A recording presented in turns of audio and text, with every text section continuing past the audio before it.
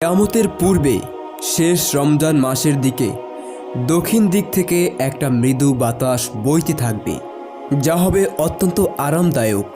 কিন্তু এই বাতাসটা মুমিনদের জন্য আরামদায়ক হবে না। এই বাতাসটা কাফের বেঈমান মুশরিকদের জন্য অত্যন্ত আরামদায়ক হবে।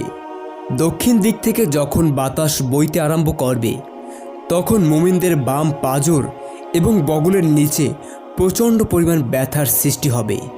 সেদিন যার ঈমান যতটা বেশি মজবুত হবে, তার ব্যথাও ততটা বেশি প্রচণ্ড হবে। মুমিনগণ তাদের ব্যথার যন্ত্রণায় কাতরাতে কাতরাতে মৃত্যুর মুখে পতিত হবে। এগুলো দেখে কাফের মুশরিকগণ অত্যন্ত পরিমাণ হাসি ঠাট্টা করতে আরম্ভ করবে।